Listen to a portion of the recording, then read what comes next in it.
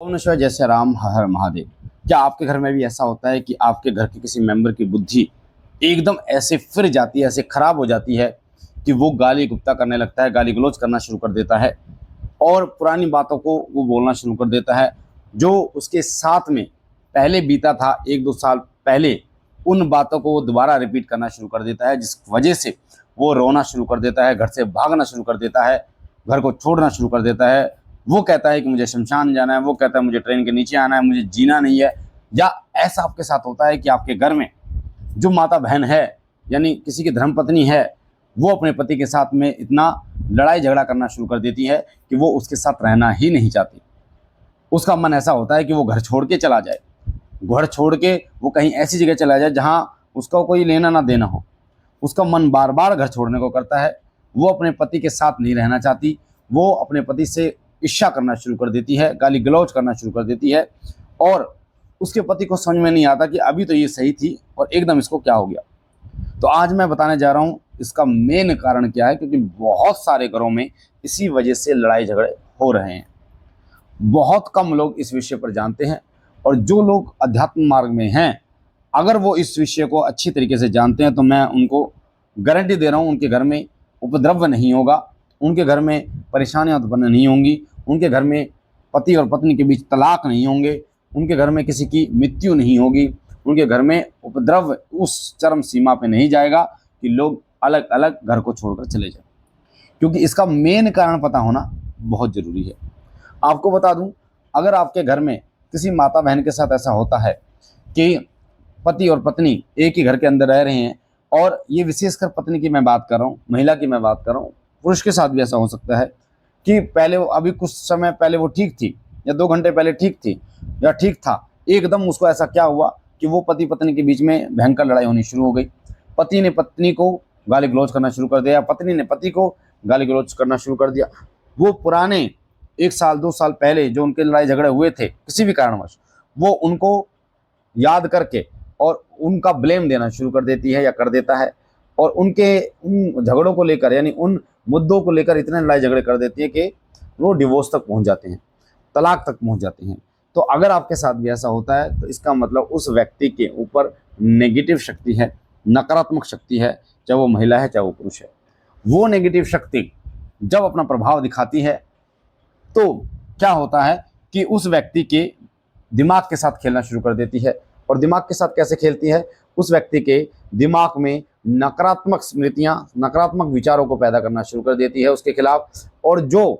पहले घटित हुई थी, जो घटनाएं जिनको वो भूल चुके हैं कब की, चाहे वो 1 साल पहले, 4 साल पहले या कितने साल भी पहले की बात हो, जिनको वो पति पत्नी भूल चुके हैं, उनको ऐसा कर देती है वो नेगेटिविटी जैसे वो कल ही घटित हुई हों या अभी ही घटित हुई हों, यानी उनको तरोताज़ा कर देती है उसके दिमाग में, जिसके कारण वो लड़ाई झगड़े या मारपीट या जो भी चीज़ पति पत्नी के बीच में उस समय हुई थी, पर अब ऐसा कुछ नहीं है, अब वो प्यार प्रेम से रह रहे हैं। तो जो पहले वाली चीज़ें हैं वो चीज़ें दोबारा उसके दिमाग पर बहुत बुरी तरीके से हावी होनी शुरू हो जाती हैं, और इतनी बुरी तरीके से हावी होनी शुरू हो जाती है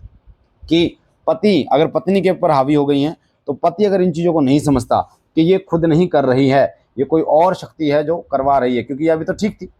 तो पति फिर मारपीट पे उतर आता है, फिर गाली गलौज पे उतर आता है, और फिर उनके घर में लड़ाई झगड़े उस चरम सीमा तक पहुंच जाते हैं कि डिवोर्स तक की नौबत आ जाती है, मारने मरने तक की नौबत आ जाती है। ऐसी स्थिति में आपका ज्ञान होना बहुत ज़रूरी है। इस अध्यात्म मार्ग में ज्ञान होना बहुत ज़रूरी है। इसलिए मैं कहता हूँ अगर ज्ञान नहीं है तो फिर आपके घर के लड़ाई झगड़े कभी शांत नहीं हो सकते, आपके घर में माहौल कभी शांतिपूर्वक नहीं रहेगा, आपके घर में सदा एक अंधेरा रहेगा, सदा एक ऐसा माहौल रहेगा जैसे घर में किसी की मृत्यु हो गई है। तो ऐसी स्थिति में आपको समझना चाहिए, एक पति को समझना चाहिए कि उसकी पत्नी अगर अभी कुछ समय तो ठीक थी, उसके साथ एक साथ क्या हो गया इसके अंदर, इसका मतलब कोई नेगेटिव शक्ति ऐसी है जो उसके दिमाग पर हावी हो चुकी है,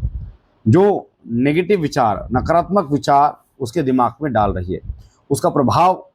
डाल रही है। जो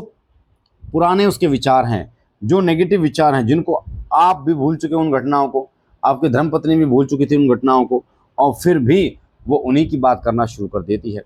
इतने साल पहले तूने मेरे साथ ये किया, इतने साल पहले तूने मेरे साथ ये किया, तुमने ये किया, तुमने ये किया, मैं इसी वजह से मायके में थी। या फिर पति के साथ ऐसा होता है कि तूने मेरे साथ ये किया, मैं इसलिए परेशान हूँ, मैं काम करता हूँ और फिर घर आ रहा थका आता हूँ, फिर ये दिक्कत। तो अगर ऐसा हो रहा है तो कहीं न कहीं वो नेगेटिव शक्ति जो है वो अपना प्रभाव दिखा रही है। तो ऐसी अवस्था में आपको ये ज्ञान होना चाहिए। तो ऐसी अवस्था में अगर एक व्यक्ति को या पति या पत्नी में से एक व्यक्ति को नेगेटिव शक्ति हावी हो गई तो दूसरे को शांत रहना चाहिए और समझना चाहिए। अगर जितना आप उससे लड़ाई करोगे वो उतना उग्र होती चली जाएगी या वो व्यक्ति उतना ही उग्र होता चला जाएगा और फिर ऐसी नौबत आ सकती है कि वो शारीरिक हानि आपको पहुंचा दे या फिर वो घर छोड़ के चले जाए या फांसी लगा दे, मृत्यु की तरफ चली जाए या फिर वो किसी कारण से आपके घर परिवार में दरार डाल दे। तो अगर आपको नहीं पता तो आपके साथ ये होना निश्चित है, और अगर आपको पता है तो आप इस चीज़ों का ध्यान रखेंगे कि मुझे उग्र नहीं होना, मुझे हाइपर नहीं होना। अगर वो उसको तो चलो दिक्कत है पर मुझे दिक्कत नहीं है, तो इस चीज़ का विशेष रूप से आपको ध्यान रखना। और मैं तो ये कहूँगा कि अगर पति और पत्नी के बीच में लड़ाई होती है, अगर नेगेटिविटी भी नहीं है ना, मैं हर बार में ये नहीं होता कि नेगेटिव शक्ति लड़ाई कराती है, पर आपके घर के लड़ाई झगड़े को शांत करने का बहुत ही अच्छा तरीका है।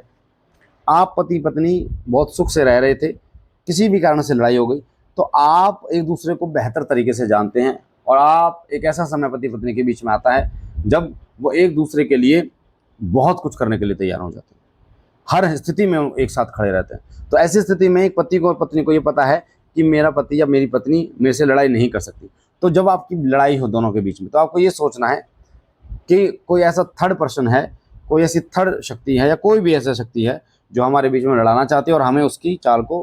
पूर्ण नहीं होने देना। तो अगर आप ये सोच लेंगे कि ये खुद नहीं कर रही या ये खुद नहीं कर रहा है, तो आप अपने घर में सुख शांति का माहौल स्थापित कर पाएंगे, क्योंकि पति और पत्नी आप हैं। आपको पता है कि आपकी पत्नी आपसे प्रेम करती है, आपके पति आपसे प्रेम करते हैं, वो आपका बुरा नहीं चाहते किसी व्यवस्था में, हर पल आपके साथ खड़े रहते हैं। पर अगर आपके घर में लड़ाई झगड़े होते हैं तो आपको इस बात को सोचना चाहिए दोनों साइडों में कि कोई तो है जो हमारे बीच में लड़ाई करवाना चाहता है, तो आपको उसकी चाल को पूर्ण नहीं होने देना है, बस इतना सोच लेना है आपको। तो आपका गुस्सा खुद ही शांत होना शुरू हो जाएगा, आप खुद ही अपने आप पर कंट्रोल करना शुरू हो जाएंगे। क्योंकि जो व्यक्ति हर पल आपके साथ खड़ा हुआ है और जो आपसे इतना प्रेम करता है वो आपका बुरा कभी नहीं कर सकता, वो आपसे कभी परेशान, वो आपको परेशान कभी नहीं कर सकता। अगर कोई है तो वो कोई थर्ड चीज़ है, वो कोई थर्ड व्यक्ति है जो आपको बीच में फूट डालना चाहता है। तो इस सोच को अगर आप रखेंगे तो मैं निश्चित रूप से ये कह रहा हूँ कि आपके घर का माहौल बहुत ही प्यारा हो जाएगा, आपके घर के जो लड़ाई झगड़े हैं वो शांत होने शुरू हो जाएंगे और आप एक सुखमय जीवन अपने पति पत्नी के साथ, अपने घर परिवार के साथ जी पाएंगे। तो मुझे आशा है ये महत्वपूर्ण जानकारी आपको पसंद आई होगी। पहली बार चैनल पे हैं तो चैनल को लाइक कीजिए, शेयर कीजिए, सब्सक्राइब कीजिए। शिव कृपा चैनल से जुड़ने के लिए आपके सीधे हाथ पर जो लाल कलर का बटन है उसे दबा के चैनल को सब्सक्राइब कीजिए। हर महीने संकटनाशक हवन 24 तारीख को होता है। अगर आप संकटनाशक हवन में शामिल होना चाहते हैं तो संकटनाशक हवन के लिए दरबार के नंबर पर व्हाट्सअप करें 8130404375। हम मिलते एक नई जानकारी के साथ, तब तक के लिए ओम नमः शिवाय, जय सिया राम, हर हर महादेव।